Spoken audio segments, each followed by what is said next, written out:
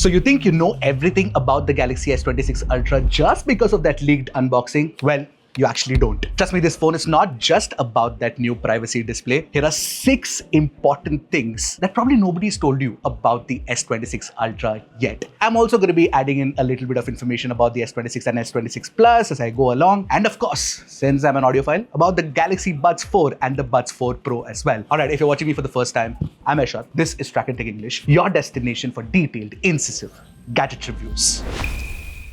But first, of course, there's a new privacy display. Now you see it and now you don't. I'm not getting into the tech of it, but this is the first phone in the world to come with an inbuilt privacy display. You don't need to add an extra privacy screen protector. And when you add an extra privacy screen protector, generally the display becomes dull, which is not true when it is inbuilt, like on the S26 Ultra. Now you can switch it on from the settings, or you can have custom apps set to be on privacy display itself. And about that partial privacy screen, well, that works with notifications. So when a notification comes in, then that becomes private. But you know what, for a nerd like me, while the privacy display is great, I'm also really happy that the S26 Ultra has a 10-bit display now. Finally, thank you Samsung. But let it be known that the S26 and the S26 Plus do not have a 10-bit panel. They have an 8-bit panel still. So that needs an upgrade. Talking about this design, it largely looks very similar to the S25 Ultra, but it's thinner and it's lighter. And one of the major reasons why that has happened is because it doesn't have a titanium frame now. It has armored aluminum frame, and you also get Corning Gorilla Armor 2 protection on the front and the rear as well. I do like the design a lot more now. It's got rounded edges and it's more comfortable to hold and use too. It doesn't feel like a very large phone, considering that the bezels are also very slim.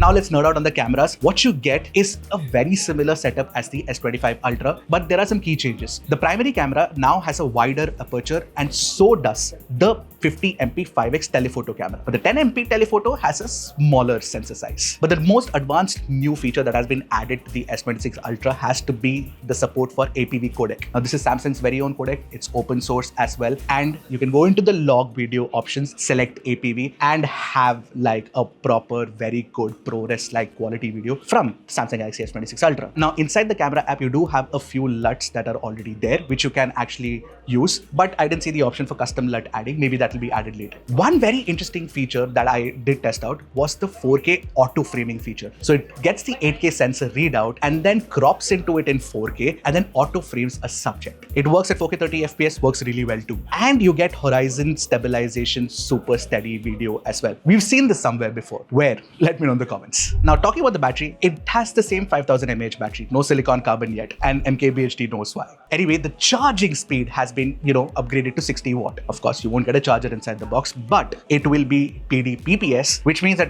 if you buy a third-party charger, you will have to get a charger that supports PD PPS. But one thing I'm disappointed about is that there's still no magnetic charging support. Of course, you do get magnetic accessories that you can probably buy separately, but yeah, no inbuilt magnetic charging. Of course, it's a Samsung phone, so there are a lot of features that have been added to the software as well. So you've got call screening available on the Samsung Galaxy S26 Ultra. It works not only in English, but also in Hindi, and maybe other language support will come later. Now this is good because we've had this feature on the Pixel before, but it doesn't work in India. There's also a new Galaxy AI feature called Now Nudge, which basically contextually learns how you use the phone and gives you specific Galaxy AI, like contextual information. For example, if somebody is texted you saying, hey, can you share yesterday's photos, it proactively then shows you the gallery, and from there you can select the images that you shot last evening and share it with them. Now this is how AI should actually be on phones. Then of course there are features like Photo Assist and Creative Studio, which can get your creative juices flowing, and Audio Eraser, which was a part of the Gallery app, now basically works with YouTube and Instagram as well, which means that if you're watching your favorite vlogger and that audio quality is not great, it will actually do a very good job of giving you clear audio. Now finally, performance. Now with the Samsung Galaxy S26 Ultra, what you get is the Snapdragon 8 Elite Gen 5 for Galaxy, and you have LPDDR5X RAM type and UFS 4.0 storage. There are 3 variants, 12.256, 12.512 and 16.1 TB. Now the thing with the S26 Ultra is that compared to the S25 Ultra, you get a 21% larger vapor cooling chamber. I am so eager to test it out and put it through its paces, but for that you have to stay subscribed. But more interestingly, the S26 and the S26 Plus come with the Exynos 2600, which I am also very interested to test out because it's the world's first 2nm chipset on a smartphone. This is almost all of the things that you need to know about the S26 Ultra. We're still going to be doing a lot of testing and giving you information. But here's one more product that I want to talk about before I shut